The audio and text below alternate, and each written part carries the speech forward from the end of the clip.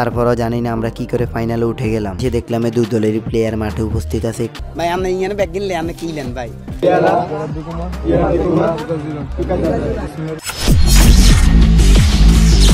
আসসালামু আলাইকুম গাইস, সবাই কেমন আছেন? আশা করি ভালো আছেন। আলহামদুলিল্লাহ আমিও ভালো আছি। আপনাদের সবাইকে আমার আর একটা ব্লগে স্বাগতম। আর আজকে যাইতেছি আমার একটা ফুটবল ম্যাচ খেলা আছে, সেটা খেলার জন্য।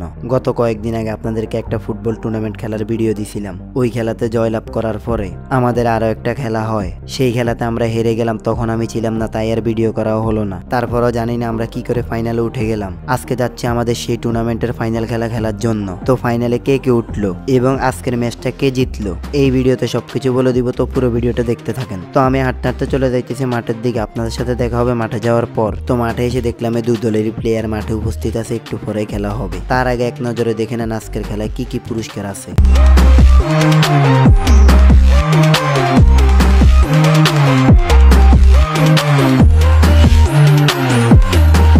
আজকের ধারাভাষ্যকার ও রেফারি জাভেদ খোসাল।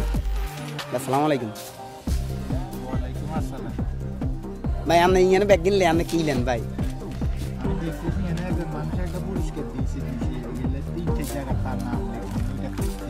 কে ভাই?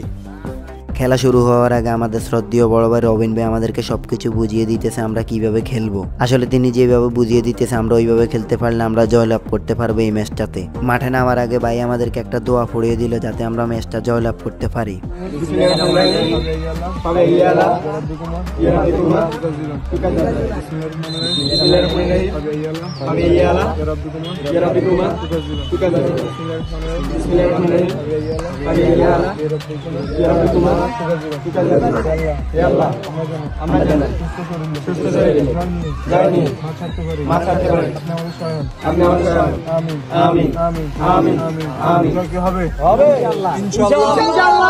আমি যদি পুরো খেলাটা আপনাদেরকে দেখাতে যাই তাহলে ভিডিওটা অনেক লম্বা হয়ে যাবে। আবার পুরস্কার বিতরণ অনুষ্ঠানও আছে, যার কারণে আমি ছোট্ট ছোট্ট করে কয়েকটা ভিডিও দিব যাতে করে আপনারা খেলাটা দেখে উপভোগ করতে পারেন। তো চলেন আর কথা বলবো না, এবার খেলাটা উপভোগ করেন।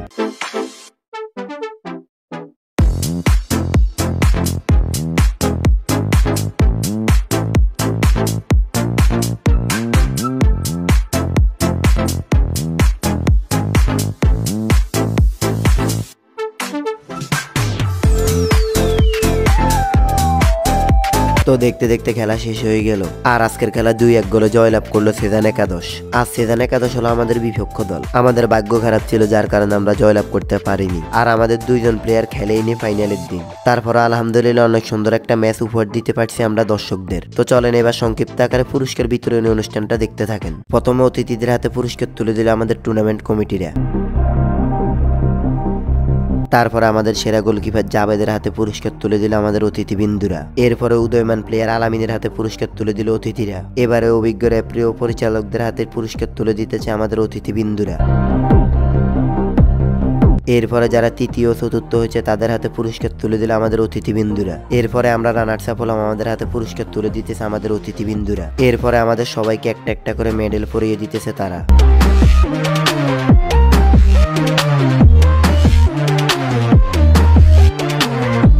এবার চ্যাম্পিয়ন দলের হাতে পুরস্কার তুলে দিতেছে আমাদের অতিথিবৃন্দুরা। এরপরে সব চ্যাম্পিয়নদের মেডেল পরিয়ে দিল তারা।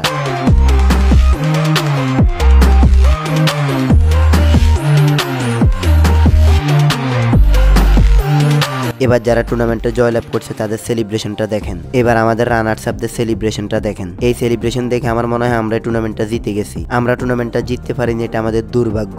যাই হোক আর কথা বাড়াবো না। যাই হোক এবার সবাইকে পুরস্কার দিয়ে দিল। আমি প্রথমে ধন্যবাদ জানাতে চাই নোয়াখলা ফুটবল ক্লাবকে, যে এত সুন্দর একটা টুর্নামেন্টের আয়োজন করার জন্য। আরো ধন্যবাদ জানাতে চাই আমাদের শ্রদ্ধেয় বড় ভাই আদর ভাই, জাভেদ ভাই, নাহিদ ভাই ও মেহরাজ ভাইকে আমাদেরকে টুর্নামেন্ট পরিচালনা করতে সাহায্য করার জন্য। ওই কোন ইমিনজার নি লে এবার কাকো ইমনে টাকা গেল কিনলে ইয়ার কারণে যা চার ডিফেন্স আছে না ডিফেন্স গাইছে আর লাস্টে দিয়ে উঠবে যাই গোল একটা নিয়ে করাইছে। এরপর আমরা এক দিয়ে হারে গেছি। এই যে আমরা কিন্তু চ্যাম্পিয়নটা মিলে করতেছি। যাই হোক হেরে গিয়ে বাড়ির দিকে চলে যাইতেছি। তো আজকের ব্লগটা পর্যন্ত। যদি ব্লগটা ভালো লাগে তাহলে ফটাফট লাইক কমেন্ট শেয়ার করে দিবেন। আপনার সাথে দেখা হবে আর একটা নতুন ব্লগ নিয়ে। ততক্ষণে ভালো থাকবেন, সুস্থ থাকবেন। আল্লাহ হাফেজ।